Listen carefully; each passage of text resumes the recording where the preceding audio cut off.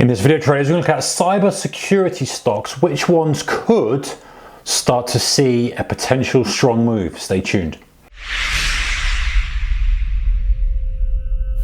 Hey guys, warm welcome to you. All right, so cybersecurity has been on my watch list for a while now. I've done a video probably, I guess it's about a year ago. We talked about some of the cybersecurity stuff. And obviously, coronavirus has come out between then and kind of mid-March this year, 2020, when I'm filming this. That really took precedence, and no one's really interested in cybersecurity. Everyone's interested in kind of their own health and the health of the public and the health of the economies, etc. However, recently we've had cyber attacks on the US, we've had cyber attacks in Australia, we've had, cyber attacks are still increasing, it's not going away. And so, maybe now's the time to relook at some of the cybersecurity stocks to see which ones could do well out of the next kind of few years of rally. And some of them have started to rally quite aggressively from the coronavirus lows.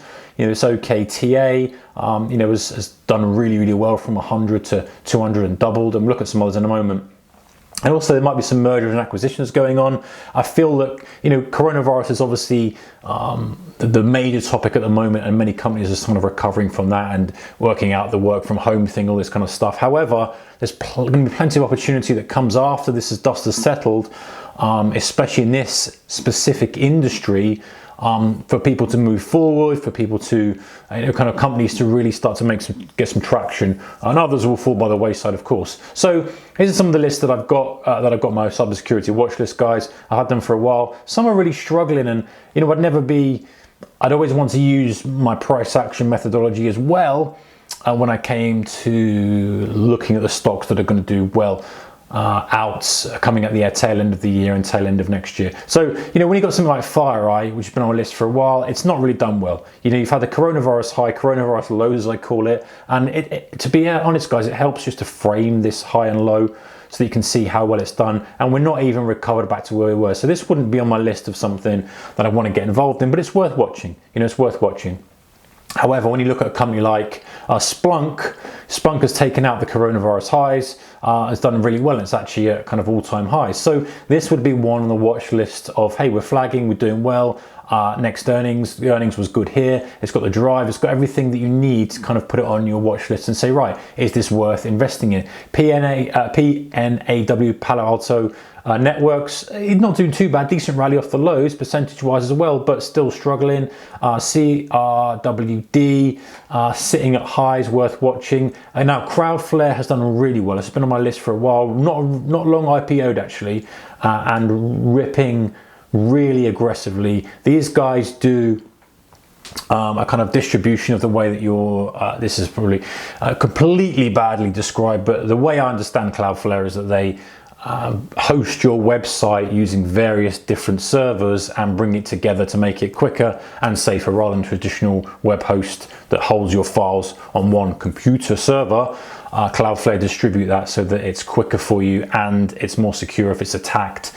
There's all sorts of benefits from it, and for what I believe, there's a free tier and a premium tier, and a lot of companies are kind of moving to this kind of structure. And if Cloudflare are ahead of the game and more companies move on, they're probably not going to move off or want to move to a different company. So there's quite a good retention rate there as well. So companies like that are worth looking at. And again, these I've not done my due diligence on any of these. There's literally some that have come up when I've done some screening, some scanning. And it depends on how you're going to invest or trade in these. If you're investing in them, you're obviously going to look at what the business model is, how it's working, what the revenue structure is, all that kind of stuff. And Cloudflare might tick your box and say, hey, that's quite good. Or maybe is it hardware sales, which are harder potentially to keep going and keep growth, because once you've sold it, what's the upgrade like, all that kind of stuff. However, from a trading perspective, which is the way I'm looking at it, I'm looking to see, hey, if we start to see some of these stocks really take off, and they're quite nice stocks, but not boring stocks, they've probably got potential for good growth, good earnings, got potential to really ramp up the market cap if they get going,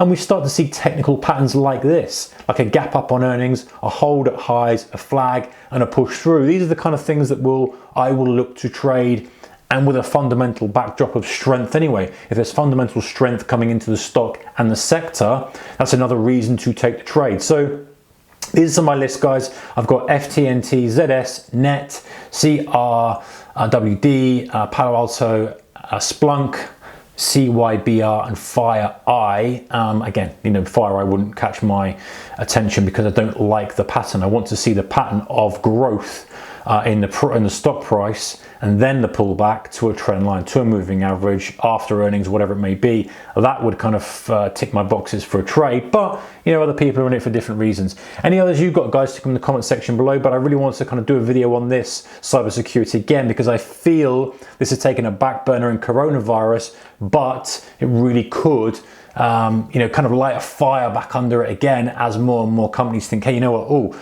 you know, we really need to make sure we're battened down with this, we really need to spend on this, we need to make sure that we're secure, perhaps we're more vulnerable than we thought, what do we need? And you think when companies start to do that, these are the companies that are going to benefit from a long period of time. And it's the kind of thing that once you're subscribed to and you've put all your infrastructure on it, unless there's a very good reason to change, you're probably not. So worth looking at. Cybersecurity, whatever you do, guys, keep your risk managed. I'll see you in the next one. Bye bye.